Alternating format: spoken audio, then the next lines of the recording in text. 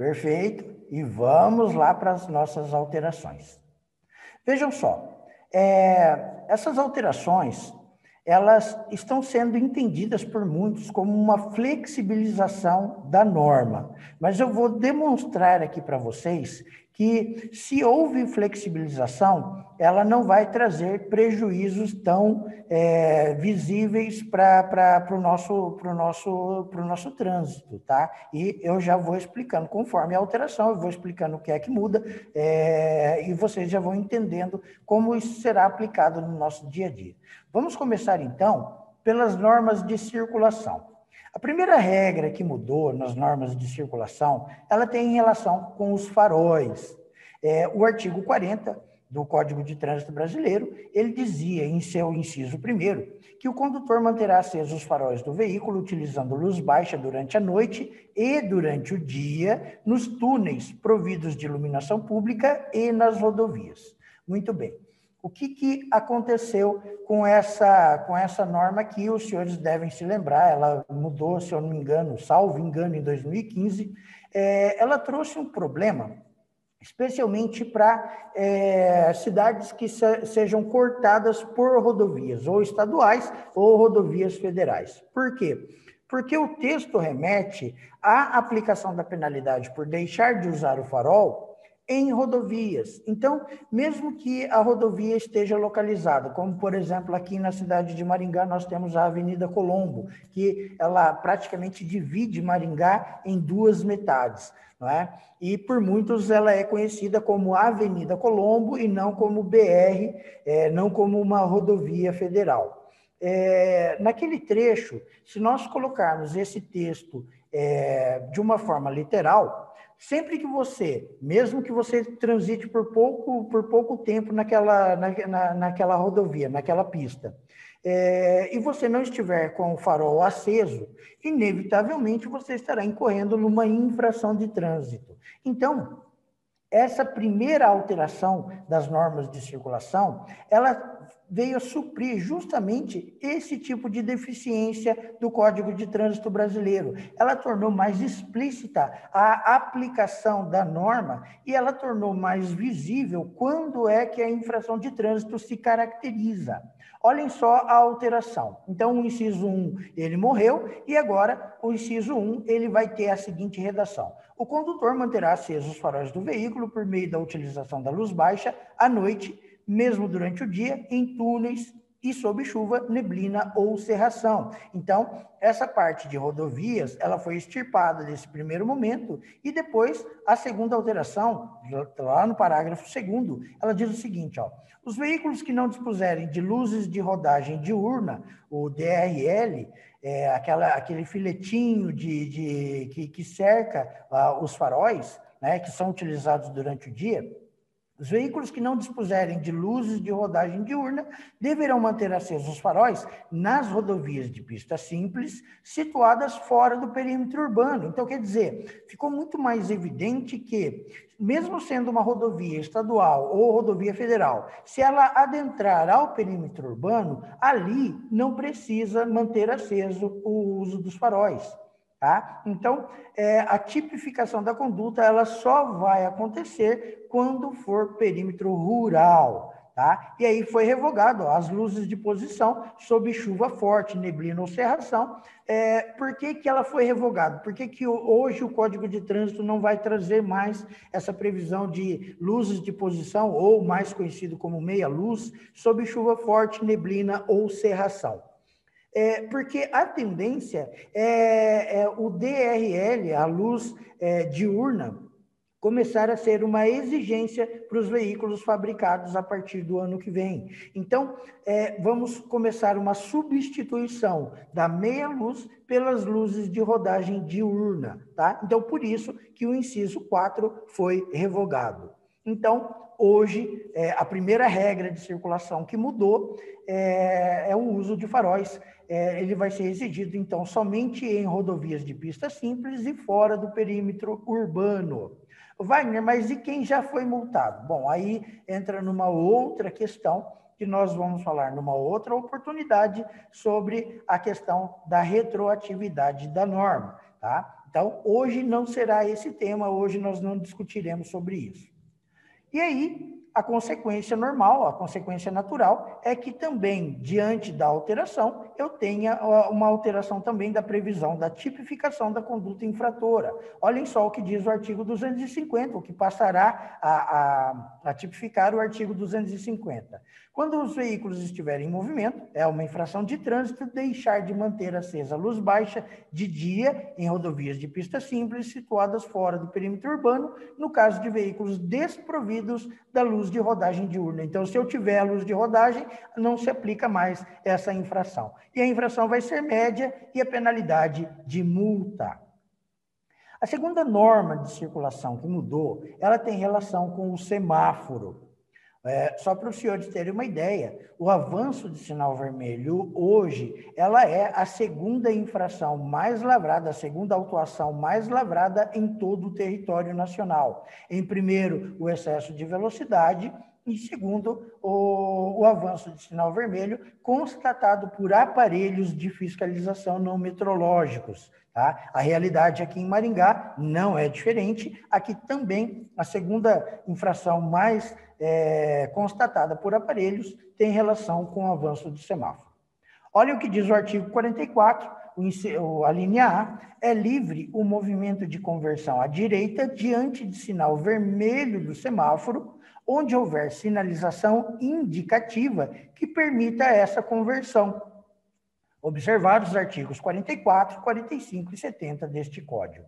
Vejam, aqui nós começamos a entrar num tema um pouco polêmico do Código de Trânsito Brasileiro, porque enquanto o artigo 44 diz, onde houver sinalização indicativa, o seu correspondente como sendo uma infração de trânsito é o artigo 208, e ele passará a vigorar com esse texto aqui. Avançar sinal vermelho do semáforo ou de parada obrigatória, que é o atual código, e aí o complemento, exceto onde houver sinalização que permita a livre conversão à direita. Então, nós temos aqui uma diferença de texto que provavelmente vai ser suprida, tá?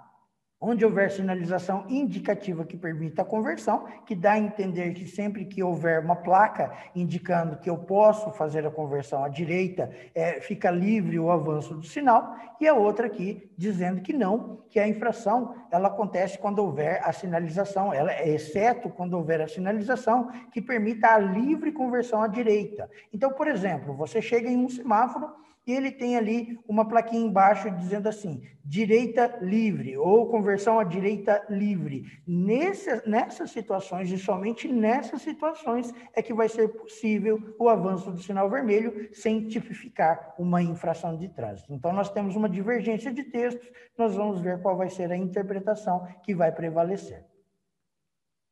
A outra norma de circulação, ela tem relação com as motocicletas, ou então, como o pessoal gosta de intitular, dos corredores para motocicletas. O artigo 56, a linha A, ele diz o seguinte, ó, é admitida a passagem de motocicletas, motonetas e ciclomotores entre veículos de faixas adjacentes, no mesmo sentido da via, quando o fluxo de veículos estiver parado ou lento, conforme regulamentação do CONTRAN. Se houver mais de 2 faixas de circulação, a passagem somente será admitida no espaço entre as 2 faixas mais à esquerda.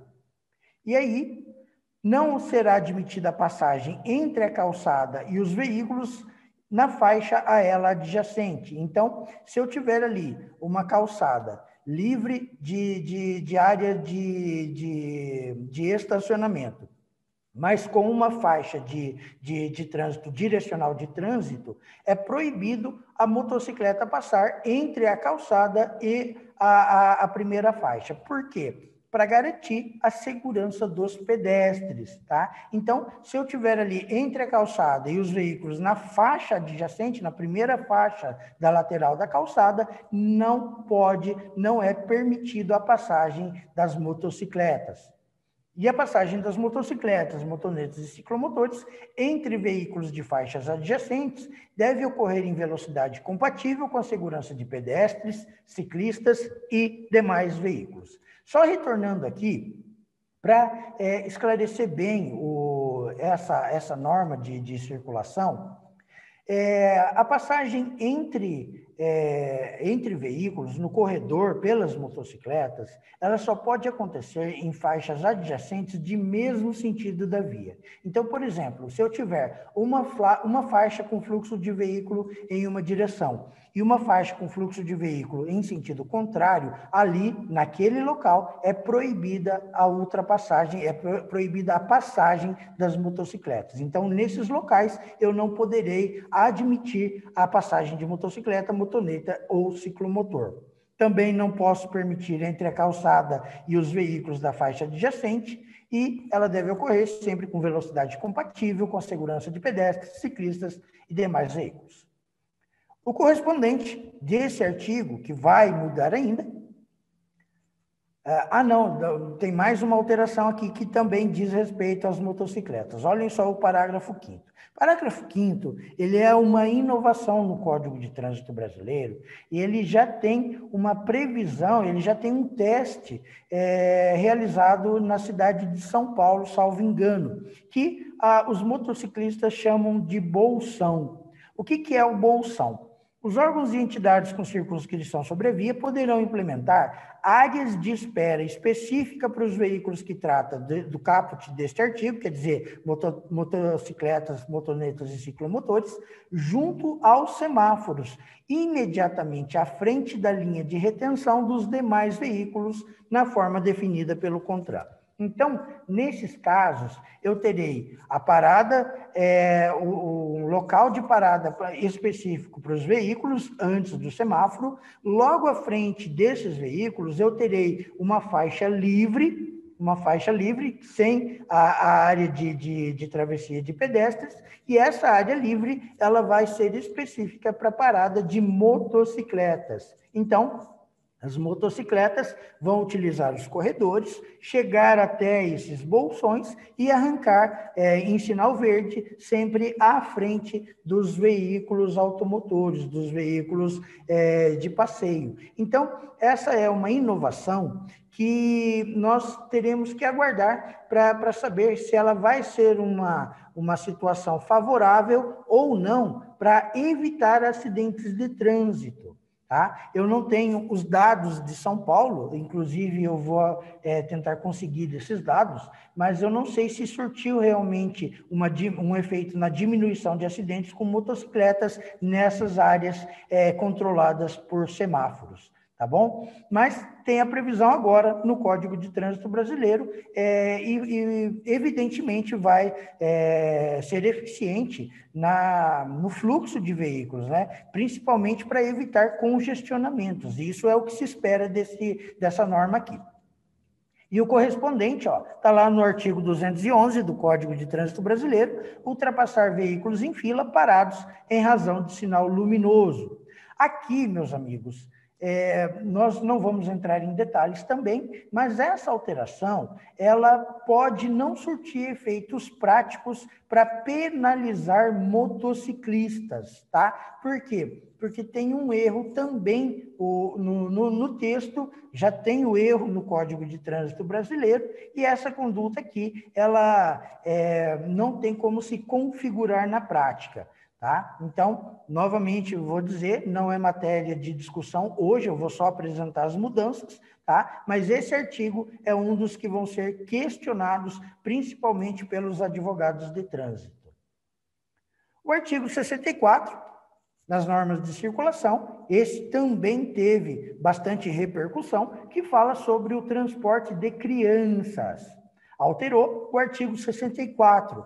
Ele diz o seguinte no novo texto: as crianças com idade inferior a 10 anos que não tenham atingido 1,45 m, não havia essa previsão no Código de Trânsito, não há essa previsão no Código de Trânsito, 1,45 m de altura, devem ser transportadas nos bancos traseiros em dispositivos de retenção adequado para cada idade. Essa parte do texto também não existe no Código de Trânsito, salvo exceções relacionadas a tipos específicos de veículo regulamentadas pelo contrato. Bom, Nós temos o correspondente dele, que é o artigo 168, transportar crianças em veículo automotor sem observância das normas de segurança especiais estabelecidas neste Código. Aqui a primeira questão que eu vou trazer para os senhores é a seguinte: a intenção da alteração do Código de Trânsito Brasileiro era que o transporte de crianças em cadeirinha deixasse de ser uma infração de trânsito, e os senhores devem ter acompanhado aí a repercussão que foi quando se trouxe essa afirmação. Não vai ser mais infração de trânsito o transporte em cadeirinhas. Tá, mas na verdade, o que eu tenho para dizer para os senhores é que ela nunca foi uma infração de trânsito. O artigo 168, ele não pode ser utilizado atualmente para penalizar o transporte irregular de crianças em cadeirinha, bebê conforto ou assentos de elevação. Ah, mas Wagner, não existe a previsão legal pelas resoluções do CONTRAN? Na verdade, não.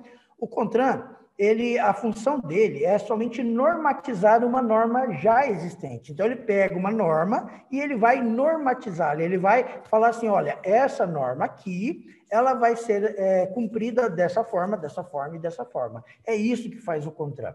Quando o CONTRAN estabeleceu as regras para crianças, para o transporte de crianças, ele simplesmente esqueceu que não havia essa previsão no Código de Trânsito Brasileiro. A única previsão que existia, que existe ainda, né, é para transporte de crianças com idade de até 10 anos no banco traseiro. Então, independentemente de como ela está sendo transportada, eu só posso considerar que existe a infração de trânsito quando eu transporto ela no banco dianteiro, se não for uma das exceções previstas pelo CONTRAN.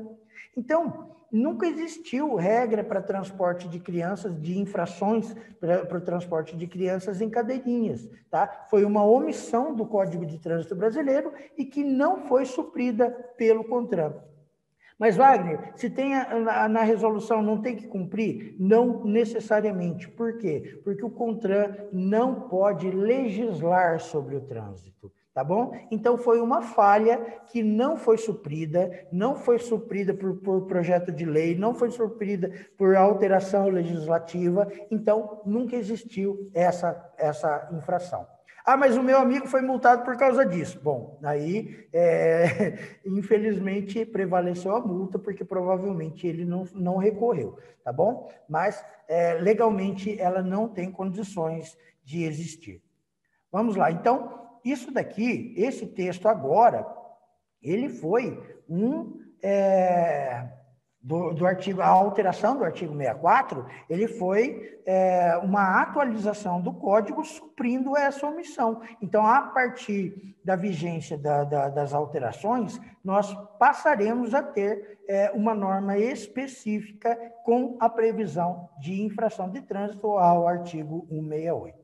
Beleza? Vamos lá. Ainda falando sobre normas de circulação, não é sobre crianças agora é sobre motocicletas. Vamos mudar aqui. Motocicletas. O artigo 244, ele também... Ah, não, era sobre crianças mesmo, olha só. Vamos mudar de novo, é sobre crianças mesmo, ainda sobre transporte de crianças.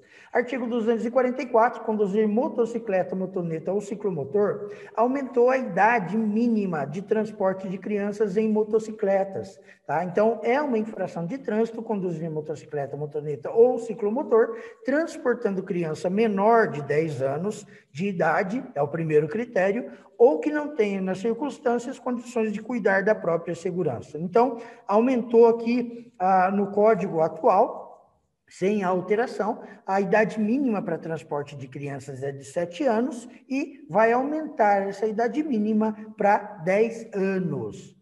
Comprovadamente, né, a criança ela tem uma maior tendência a se desequilibrar, a cair, ela não consegue, na maioria das vezes, crianças menores de 10 anos, de cuidar da própria segurança, então é uma alteração muito bem-vinda. Agora, saindo do campo de circulação, de normas de circulação, nós adentramos aqui a área de licenciamento de veículos. Agora, os despachantes têm que ficar um pouco mais atentos em relação às novas regras. A começar pelo artigo 121 do Código de Trânsito Brasileiro, que fala o seguinte: registrado o veículo, expedir-se-á o certificado de registro de veículo em meio físico ou digital, à escolha do proprietário, de acordo com os modelos e especificações estabelecidos pelo CONTRAN, com as características e condições de invulnerabilidade, falsificação ou adulteração. Vejam, a tendência é que os papéis, né, licenciamento, certificado de registro de veículo, a própria Carteira Nacional de Habilitação, comecem a ser substituídos por aplicativos, comecem a tomar a forma digital. Tá? Isso já acontece com a Carteira Nacional de Habilitação, tem a carteira eletrônica, né? O licenciamento também já tem ganhado muita força, tem o licenciamento eletrônico e a intenção é que também o certificado de registro de veículo se torne digital com a assinatura digital também. A assinatura digital, ela já é bastante conhecida por nós, advogados, mas ela está se popularizando e cada vez mais, principalmente com o CPF digital, a assinatura ela pode ser feita de forma eletrônica através de uma senha. Então, a tendência é que quando você vender um veículo, você consiga fazer a assinatura digital sem precisar se dirigir até um cartório para reconhecer firma. Então, é um avanço muito bem-vindo. Inclusive, conversávamos na semana passada com o Dr. José Coimbra, que é o presidente da Comissão de Trânsito da OAB de São Paulo, e ele me trazia a informação, né, a grata informação de que São Paulo já está caminhando para a inexistência de papel. Então, essa alteração do Código de Trânsito Brasileiro, ela acompanha a nossa evolução, a evolução da nossa sociedade, cada vez mais na esfera digital, tá bom? Então, esse aqui para o certificado de registro de veículo, mas também, né, confirmando o licenciamento de veículo. No artigo 131, o certificado de licenciamento anual será expedido ao veículo licenciado, vinculado ao certificado de registro de veículo em meio físico ou digital, da mesma forma, à escolha do proprietário, de acordo com o modelo e especificações estabelecidos pelo CONTRAN. Mas, Wagner, não corre o risco, não vou falar o risco, né? Não corre, não tem a chance, então, de, por exemplo, se eu quiser o meu licenciamento digital, certificado digital e carteira de habilitação digital, eu não vou ter que pagar a taxa de expedição desses documentos? Muito provavelmente é isso que acontecerá, tá? Você não vai ter mais que pagar pela emissão desse documento. E é lógico que prevaleceu aqui ou físico ou digital, porque nem todo mundo gosta de ter esses documentos na forma digital, tá? Então, vai ser a escolha do proprietário do veículo.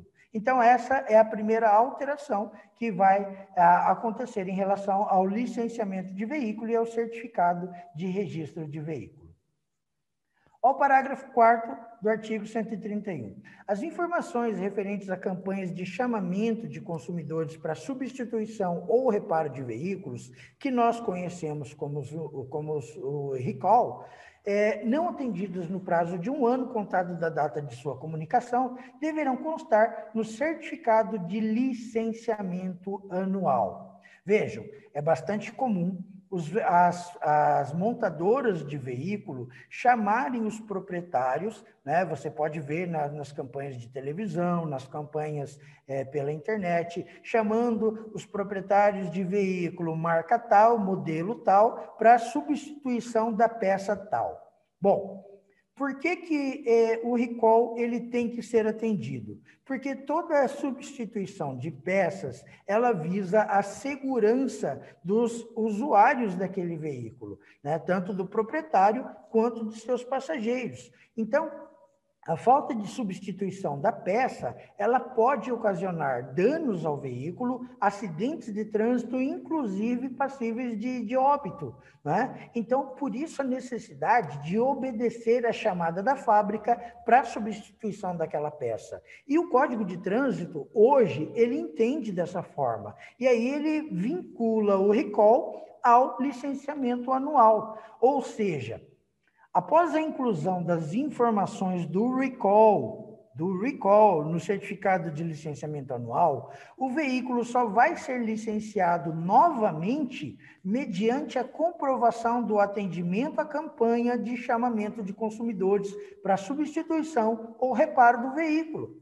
Então, se você tem um veículo, a montadora, ela chamou para recall. O recall foi informado através do licenciamento. Tem lá a informação de que ele precisa de um recall. E o proprietário não atende a esse recall, ele não vai ter licenciado o veículo para o próximo ano. Tá? Então, não adianta, se você não comprovar que você realmente atendeu ao chamado, você vai ficar impossibilitado de continuar rodando com esse veículo.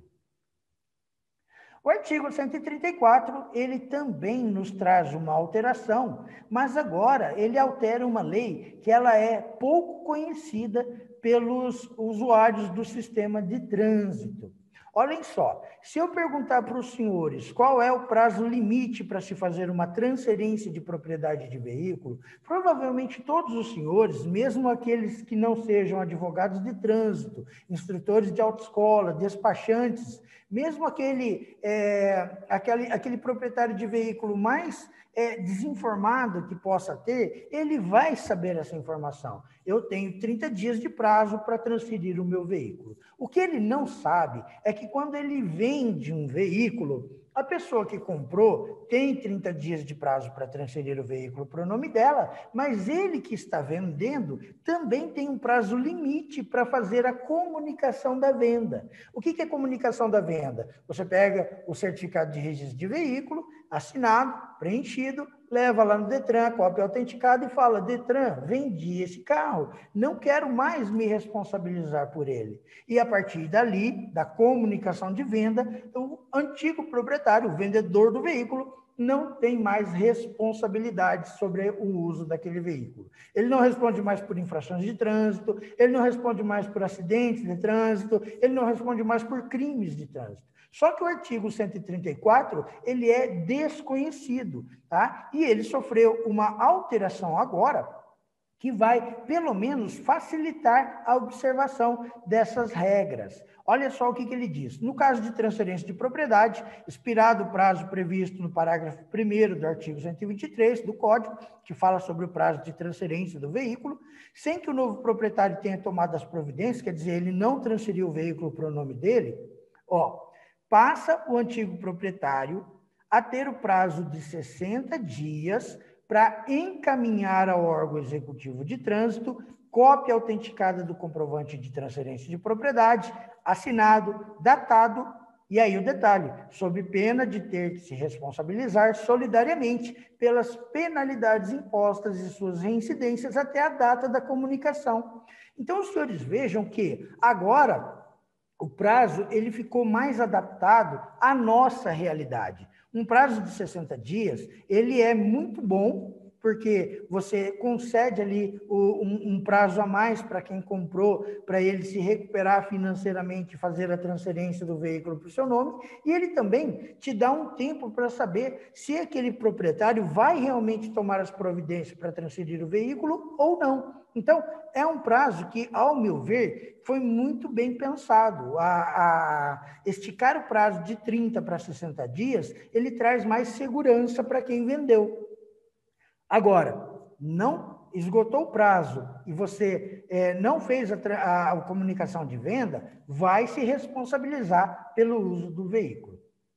Então, se o atual proprietário cometer infrações de trânsito e você não comunicou a venda, é você quem vai responder, você, antigo proprietário.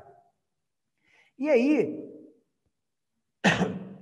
desculpem, e aí nós temos o correspondente, que também vai mudar. tomar um pouquinho de água. Nós temos o correspondente, que também vai mudar, que vai ser incluído no Código de Trânsito Brasileiro, que é o 233A, deixar de encaminhar ao órgão executivo de trânsito do Estado ou do Distrito Federal o comprovante de transferência de propriedade no prazo de 60 dias, conforme disposto no artigo 134, depois de expirado o prazo do 123, vai ser uma infração leve, penalidade de multa.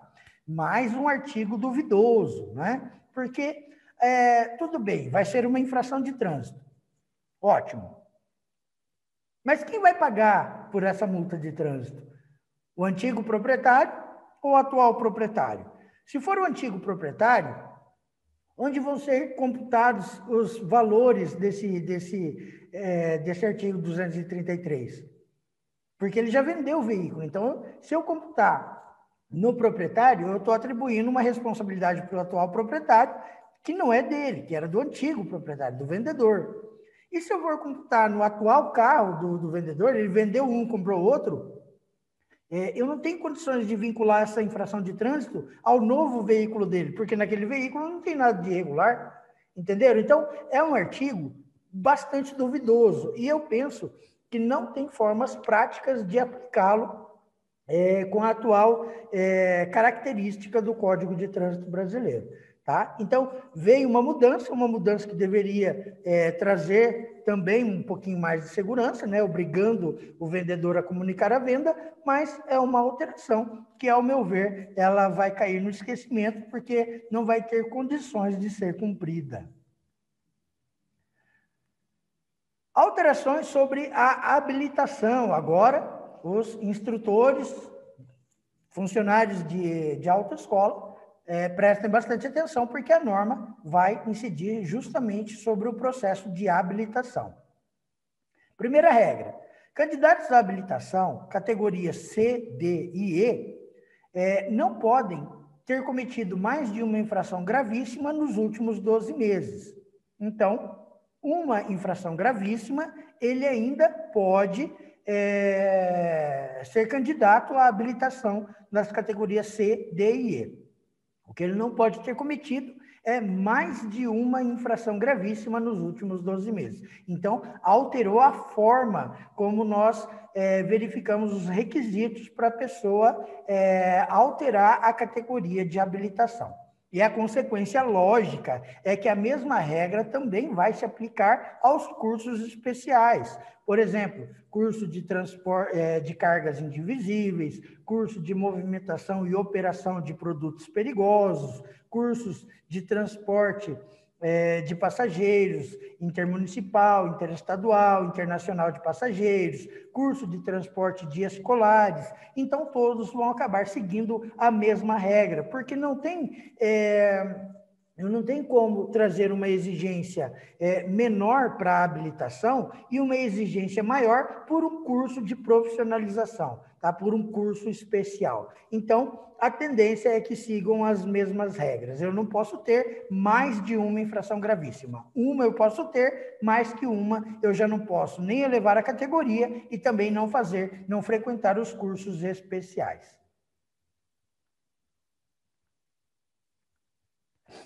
Artigo 147. O candidato à habilitação deverá submeter-se a exames realizados pelos órgãos executivos de trânsito na ordem descrita a seguir, e os exames de aptidão física e mental e avaliação psicológica deverão ser realizados por médicos e psicólogos, peritos examinadores, respectivamente, com titulação de especialista em medicina de tráfego e em psicologia de trânsito, conferida pelo respectivo conselho profissional, conforme regulamentação do contrato. Essa regra, pessoal, é para você conferir maior segurança e maior poder de fiscalização sobre os profissionais que atualmente estão aptos a realizarem os exames de aptidão física e mental e também o de avaliação psicológica.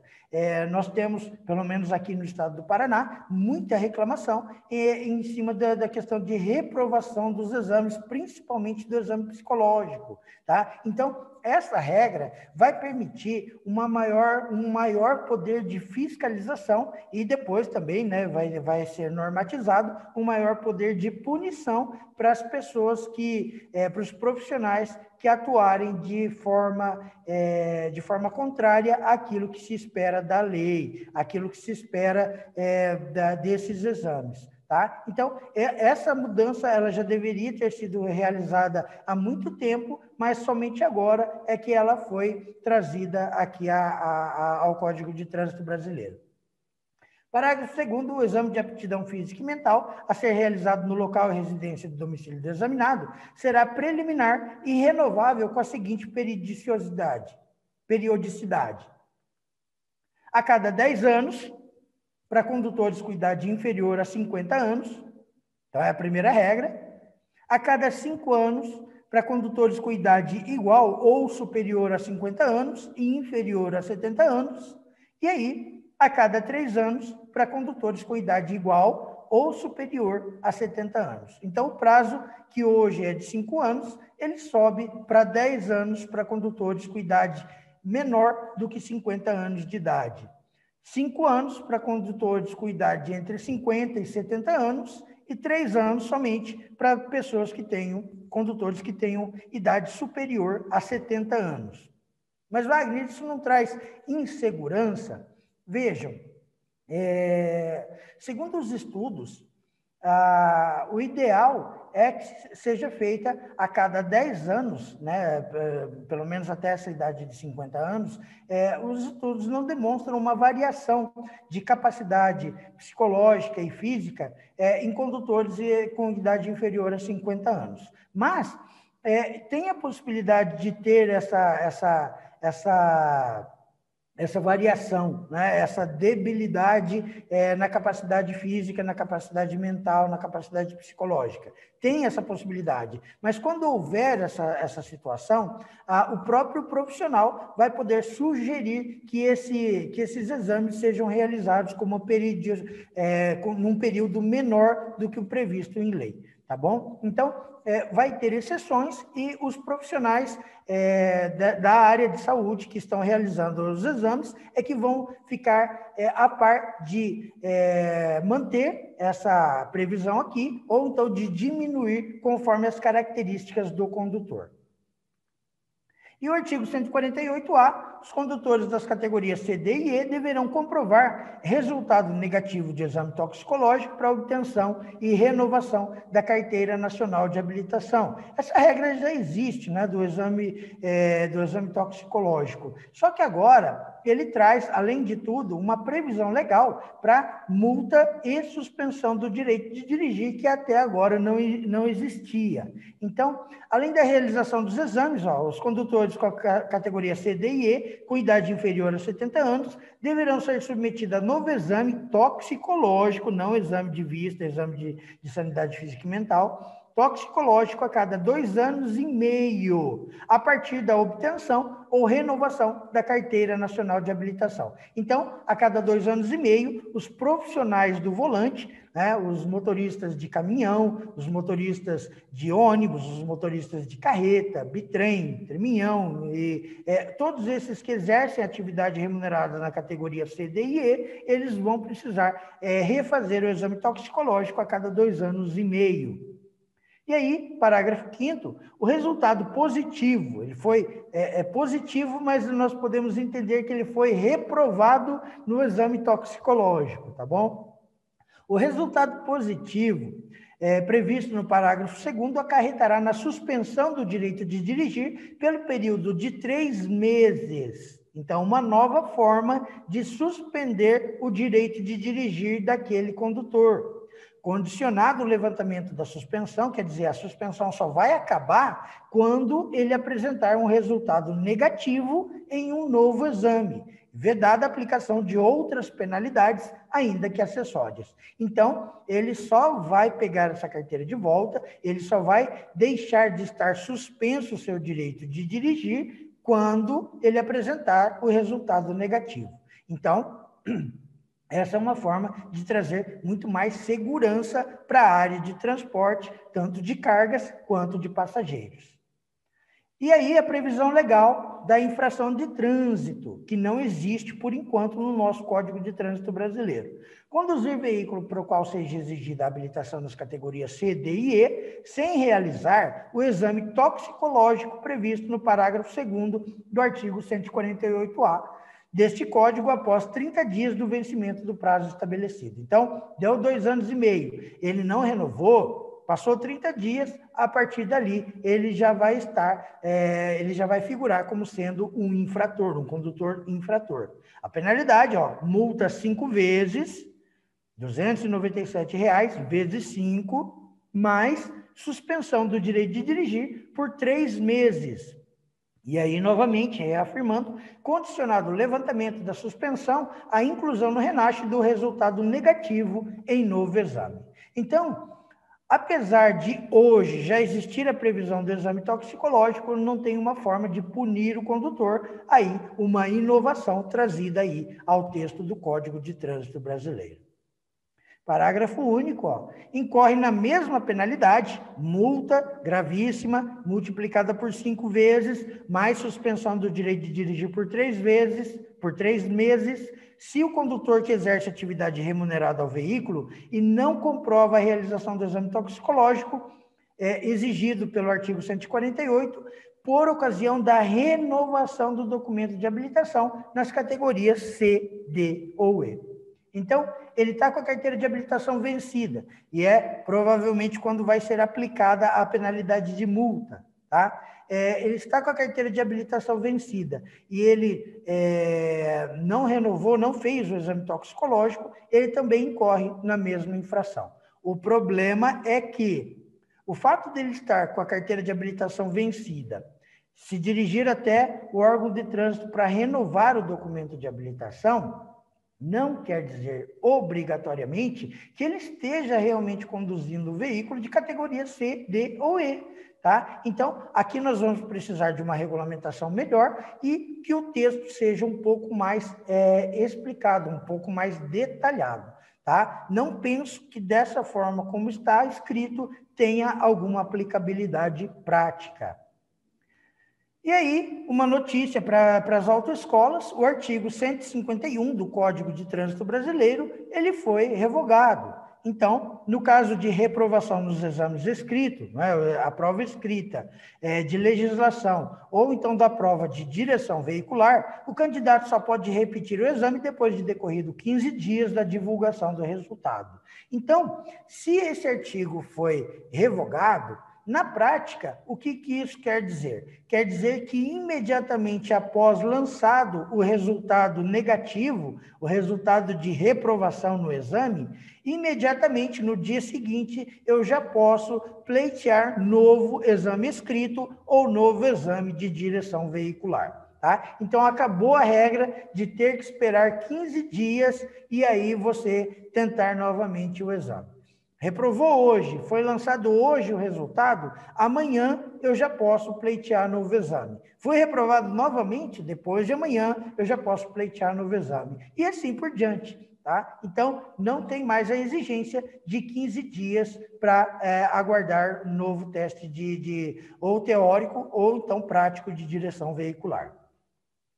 E aí, ainda na parte de habilitação, nós temos que a aprendizagem, foi revogado também o parágrafo 2º, a aprendizagem só pode realizar-se. Parágrafo 2º, parte da aprendizagem será obrigatoriamente realizada durante a noite, cabendo ao CONTRAN fixar a carga horária mínima correspondente. Então, caiu também a regra de uma parte das aulas práticas de direção veicular terem obrigatoriamente que serem realizadas em período noturno. E aí, para as autoescolas, instrutores que estão me acompanhando, isso daqui já era uma antiga reivindicação dos próprios sindicatos dos instrutores de autoescola, tá? Por quê? Primeiro, porque comprometia o horário, comprometia o funcionamento da autoescola e trazia um ônus desnecessário e sem comprovação científica de que ele realmente surtia efeitos para a segurança da prática de direção. Tá? Então, era uma antiga reivindicação, tanto dos CFCs, mas também por parte dos instrutores, e agora ela deixa de ser obrigatória a aula em período noturno. Outra alteração, os órgãos e entidades executivas de trânsito do Estado, do Distrito Federal, enviarão por meio eletrônico, isso alguns estados já cumprem, tá? Já fazem, por exemplo, o Detran do Paraná já faz, ele tem que enviar, com prazo de 30 dias de antecedência, o aviso de vencimento da validade da Carteira Nacional de Habilitação. Ah, Wagner, mas e se eu não receber a notificação de que a minha carteira vai vencer? Cabe multa? Cabe, tá? Porque a infração de trânsito não está condicionada ao envio da notificação de vencimento da carteira de habilitação. Tá? Então, apesar de ser agora obrigatório para o órgão de trânsito expedir essa notificação, a obrigação de saber se seu documento está em dia ou não é sua enquanto condutor de veículo. Tá? Se você deixar de observar, mesmo que você não tenha sido notificado do vencimento, ainda assim incorrerá numa infração de trânsito ao artigo 162, tá bom? Então, não tem relação com a penalidade de multa. Vamos lá, ainda na questão da habilitação, o porte do documento, agora aquilo que eu já vinha dito, né? Já vinha dizendo sobre a questão do documento físico ou do documento digital. Ó, o porte do documento de habilitação será dispensado quando, no momento da fiscalização, for possível ter acesso ao sistema informatizado para verificar se o condutor está habilitado. Então, se ele tem condições de verificar através de um sistema de informática, ele não tem como fazer a autuação por deixar de portar documento obrigatório. Mesmo porque, se ele tiver a CNH digital, ele também supre o porte do outro documento físico. Tá? Então, tudo caminha para a questão da informatização na área de fiscalização desses documentos.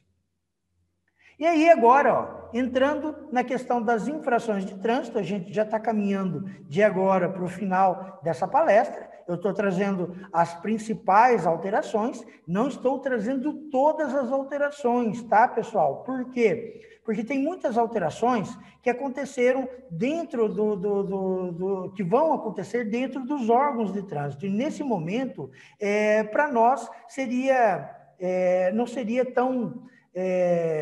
não seria tão urgente esse tipo de informação, tá? Não contribui muito com as alterações que eu quero passar para os senhores. Eu estou trazendo sempre aquelas que nós mais vamos nos deparar ou aquelas que nós mais vamos participar, tá bom?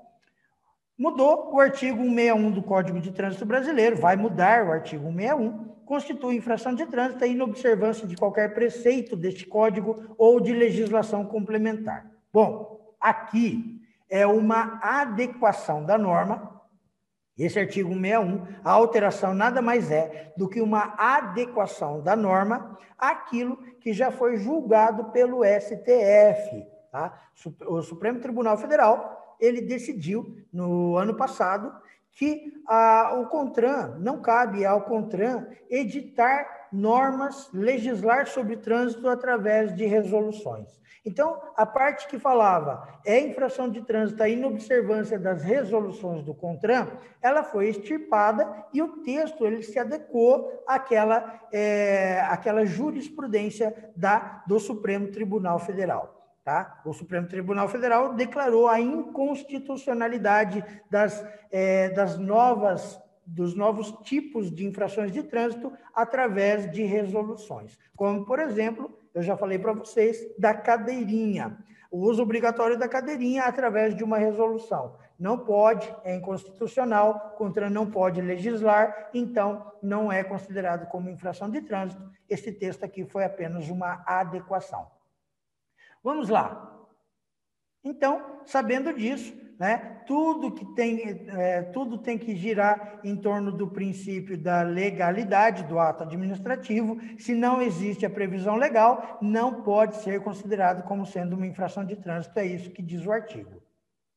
E aí, as principais infrações que sofreram alteração, eu já falei algumas para os senhores que mudou na regra de circulação, inevitavelmente mudou o artigo da infração, mas agora eu vou trazer algumas alterações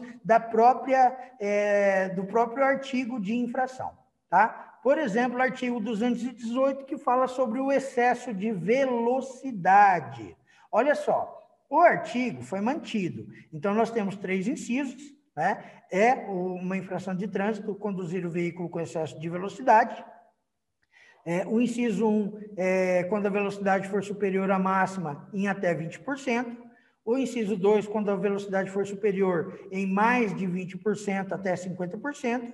E o inciso 3, que é onde se aplica a mudança, quando a velocidade for superior à máxima em mais de 50%, por exemplo, a velocidade máxima é 60 e eu passei acima de 90, é uma infração gravíssima, a penalidade multa 3 vezes e suspensão do direito de dirigir. Mas, Wagner, não mudou nada. Não, mudou sim, mudou sim. Olha só, o Código atual, ele traz a previsão da suspensão imediata do direito de dirigir, da apreensão do documento e suspensão imediata do direito de dirigir. Entretanto, em que pese, né, o STJ, o STF ter falado que cabia a apreensão imediata do documento sempre que a velocidade for maior a 50%, né? Ela declarou constitucional a regra.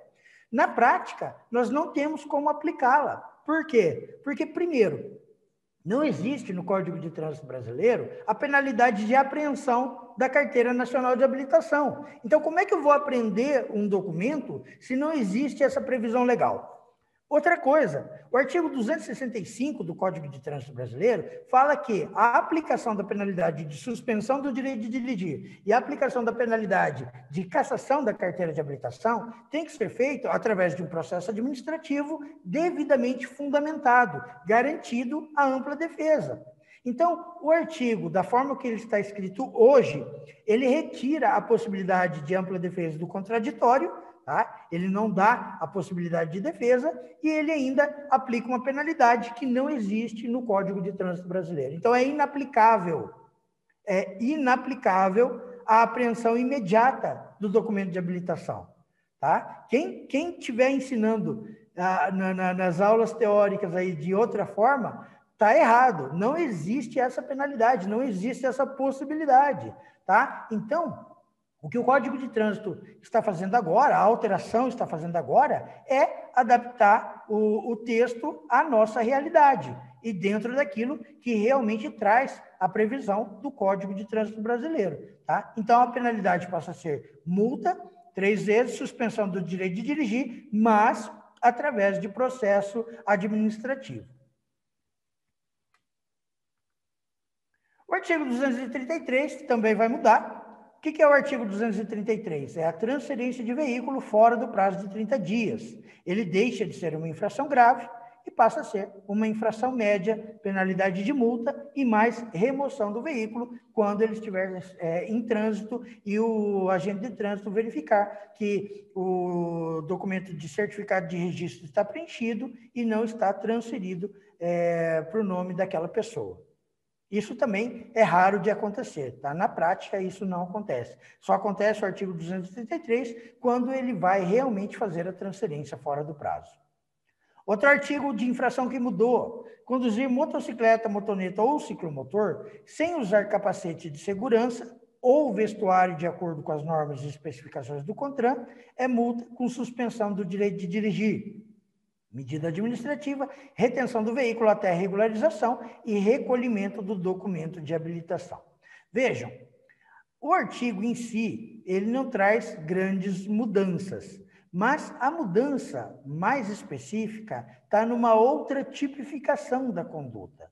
Por muitos anos, considerou-se que transitar com a viseira levantada ou sem viseira e sem óculos de proteção, ele cairia a tipificação da conduta também nesse artigo. Então, quer dizer, eu estou de capacete, mas estou com a viseira levantada, ou estou sem viseira no meu capacete e estou sem óculos de proteção, inevitavelmente eu incorreria numa multa gravíssima com suspensão do direito de dirigir. Hoje, não mais. Por quê? Porque o texto, hoje que eu falo é quando começar a vigorar, tá? Entenda. Quando começar a vigorar as alterações, não mais será possível esse tipo de análise. Por quê? Porque ele vai ter um inciso específico para viseira. Olhem só o inciso 10. Conduzir a motocicleta, motoneta ou ciclomotor com utilização de capacete, quer dizer, ele está utilizando o capacete, mas o capacete está sem viseira, ou então sem óculos de proteção, ou então a viseira e óculos de proteção não está de acordo com aquilo que foi regulamentado pelo CONTRAN. E da mesma forma, eu transportar o passageiro nessa situação, não é mais possível admitir uma infração gravíssima, com penalidade de suspensão, porque agora existe um tipo legal, tá? Transformando essa infração em infração média, com penalidade de multa e retenção do veículo para regularização. Então, eu não posso suspender a carteira de habilitação de categoria A por deixar de usar capacete, sendo que a tipificação correta é sem viseira ou óculos de proteção, uma infração que é média, tá bom? Então, não será mais possível suspender o direito de dirigir nesses casos. E aí, indo para o final agora, entramos no processo administrativo, apresentação de condutor. O artigo 257, ele diz o seguinte, ele aumentou o prazo. Hoje, o prazo é de 15 dias para eu apresentar o condutor. Mas, com a alteração, ele vai subir de 15 para 30 dias. Tá? Isso vai dar mais segurança para as apresentações de condutor. O prazo de 15 dias, ele no meu entender, exíguo. Tá? Ele não confere tanto poder de apresentação do condutor quanto deveria dispor, quanto dispõe aqui a alteração. Por quê? Porque pode acontecer, principalmente em empresas de transporte, do condutor ele se ausentar por um prazo muito maior do que 15 dias. Mas, geralmente, esse prazo ele é menor do que 30 dias. Então, justamente para esses casos, é que se pensou no aumento do prazo de apresentação de condutor infrator. Então, o prazo ele passa a ser de 30 dias, detalhe, contado da data da notificação da autuação. Não é da data em que a notificação foi postada no correio. É a data em que o correio conseguiu te entregar, a partir dali, mais 30 dias para apresentar o condutor infrator. Tá? Então, cuidado, observem bem os prazos que constam ali na notificação, porque às vezes esse prazo pode ser menor do que aquele que está estipulado em lei. 30 dias contados da data da notificação da autuação. Deixa eu dar uma acelerada aqui, porque nós já estouramos o nosso limite de tempo. Vamos lá. Artigo 259, parágrafo 4º, ao condutor identificado será atribuída pontuação pelas infrações de sua responsabilidade. Isso já vem acontecendo, né? Agora, olhem só o que o texto sugere. Exceto aquelas previstas no artigo 221, nos incisos 7 e 21, e no artigo 230 e artigo 232, 33, 33A, 240 e 241 desse Código. Isso quer dizer o quê, pessoal? Olhem só. O texto, ele reconhece a existência de uma tese que nós já estamos defendendo desde o ano de 2010, 2009 e 2010. A existência da chamada infração administrativa. O que é a infração administrativa? É aquela que acontece por você ter a figura de proprietário do veículo, mesmo que você não esteja conduzindo o veículo automotor. Então, por exemplo, situações como licenciamento atrasado. O meu carro está com licenciamento atrasado, mas é você quem está dirigindo. E você foi parado numa blitz. você não vai sofrer penalidades, porque quem tem a obrigação de pagar o licenciamento sou eu, proprietário. Só que, nesse caso, como eu não estava conduzindo o veículo automotor, o texto reconhece que não é possível mais pontuar a minha carteira de habilitação. Então, as chamadas infrações de natureza administrativa, elas foram reconhecidas por essa alteração legislativa e ela passará a fazer parte do Código de Trânsito Brasileiro. É uma vitória para nós, advogados de trânsito, que sempre defendemos essa opinião. Não é possível penalizar o proprietário, sendo que ele não estava dirigindo o veículo automotor. Entenderam? Então, basicamente, é isso que aconteceu. Retirou os pontos nessas características de infrações chamadas de infrações administrativas. E eu estou muito contente com isso. Uma tese nossa aí que também já vai cair no reconhecimento. Vamos lá. O artigo 261, ele fala dos pontos que serão computados a cada infração cometida. E, nesses pontos, sendo computados no prontuário do infrator, ele, acumulando, vai dar origem à suspensão do direito de dirigir por pontos. Então, olhem só, hoje, atingiu 20 pontos, independente do tipo de infração, você é penalizado com a suspensão do direito de dirigir. Com a alteração, ficou da seguinte forma: 20 pontos, caso conste 2 ou mais infrações gravíssimas na pontuação. Então, se você tiver 2 infrações de avanço de sinal vermelho, por exemplo, vai ficar mantido o acúmulo de 20 pontos. Atingiu 20 pontos, terá suspenso o direito de dirigir. 30 pontos, caso conste no prontuário do condutor apenas uma infração gravíssima. Então, tem lá uma infração por avanço de sinal vermelho, as outras são todas infrações médias e graves. Atingiu 30 pontos, aí sim você vai ter suspenso o direito de dirigir. E nos demais casos, né, quando não constar nenhuma infração gravíssima no prontuário, aí o acúmulo de pontos sobe para 40 pontos. Mas, Wagner, é muito ponto. Veja, pessoal, eu vou dizer para vocês o seguinte, eu vou dar a seguinte opinião para vocês. Na qualidade de defensor de condutores, que é o que eu sou, né, eu trabalho só com a defesa de condutores, eu, por prática, vou dizer para vocês que é quase impossível acumular 30 pontos sem ter cometido pelo menos ali 2 infrações gravíssimas. Tá? Então, na maioria das vezes, na maioria dos condutores que são penalizados com suspensão de direito de dirigir, eles têm 2 ou mais infrações gravíssimas em seu prontuário. É raro o caso em que eu defendo condutores que ele tinha lá 5, 6 infrações médias ou infrações só graves. Tá? Por quê? Porque se você for observar também o Código de Trânsito Brasileiro, aquelas condutas infratoras que mais são cometidas são justamente aquelas que são enquadradas como infrações gravíssimas, tá? Então, dificilmente vai acontecer isso, de chegar até 30, 40 pontos no prontuário sem ter essas infrações aqui, tá? E aí nós temos a regra. Então, no meu entender, não ficou mais flexível, não, tá? Ele apenas trouxe um critério mais proporcional no cometimento das infrações. Agora, no caso do condutor que exerce atividade remunerada, aí o pessoal das transportadoras que estão nos assistindo, ó. No caso do condutor que exerce atividade remunerada, a penalidade de suspensão do direito de dirigir será imposta quando o infrator atingir o limite previsto na linha C do inciso 1, quer dizer, com 40 pontos, independente da natureza das infrações cometidas, facultado a ele participar do curso preventivo sempre que ele atingir 30 pontos no intervalo de 12 meses. Então, aqui é um bônus para o condutor que exerce atividade remunerada.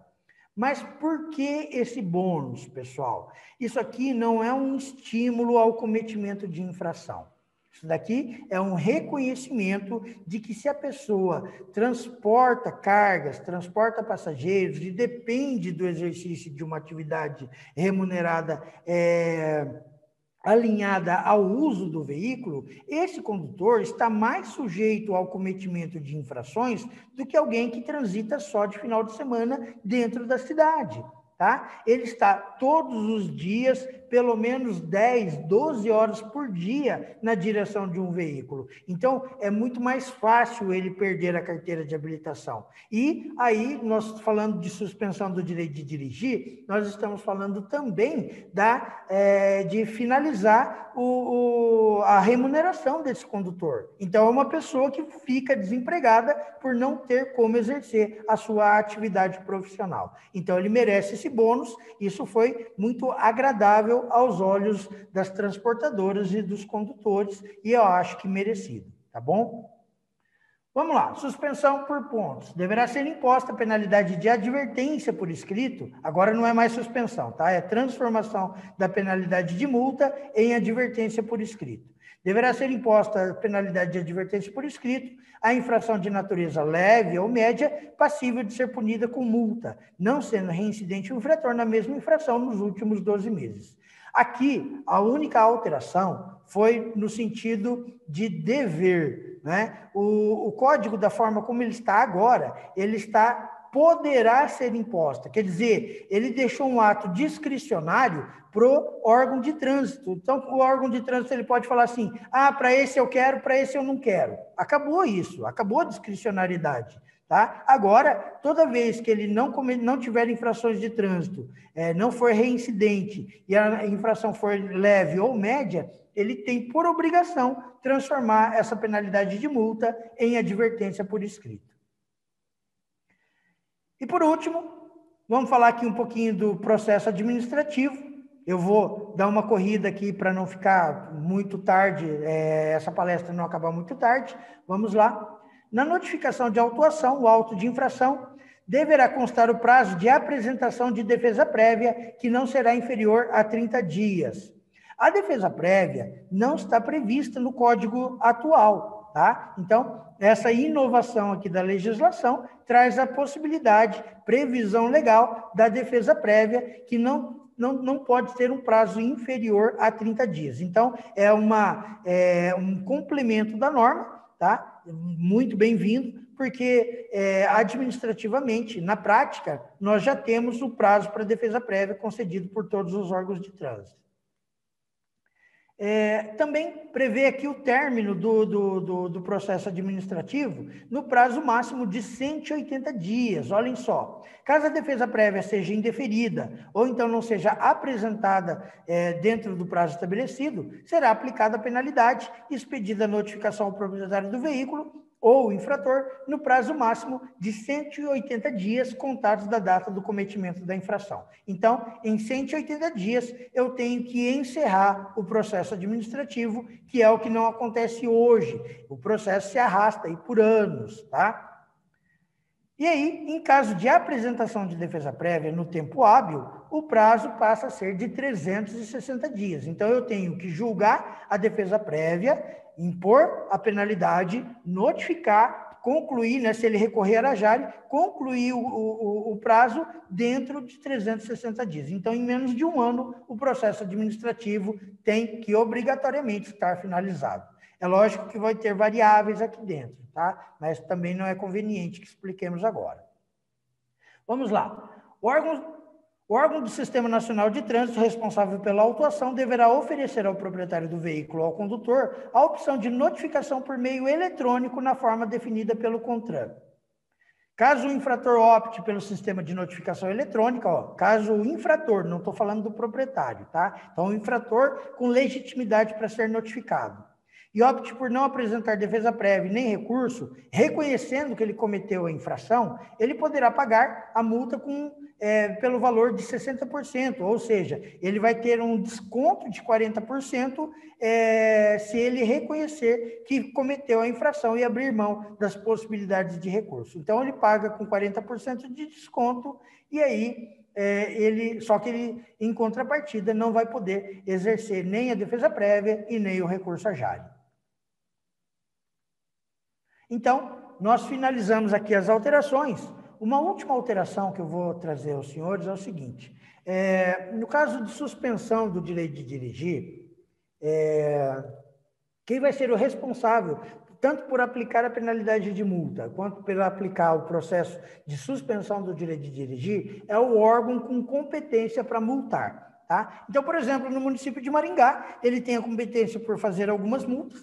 Então, essas multas, se originarem um processo de suspensão, o município de Maringá também vai aplicar a penalidade de multa. Tá? Então, descentralizou os poderes do Detran, não é mais só o Detran que vai poder aplicar a penalidade de suspensão, e isso vai garantir maior eficiência ao processo administrativo.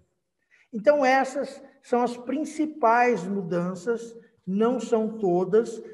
O nosso intuito hoje não é esgotar esse tema, é só trazer as principais alterações para que os profissionais de autoescola, despachante, os profissionais de transportadoras ou de empresas de treinamento comecem a entender como será feita essa mudança e no que é que isso vai implicar no dia a dia desses profissionais. Tá? Então, são várias mudanças, são várias situações favoráveis, algumas, já falei, são desfavoráveis, não são tão fáceis de serem aplicadas, mas, no meu entender, uma alteração muito bem-vinda e muito necessária ao Código de Trânsito Brasileiro. Lembrando, as alterações ainda não estão valendo, tá?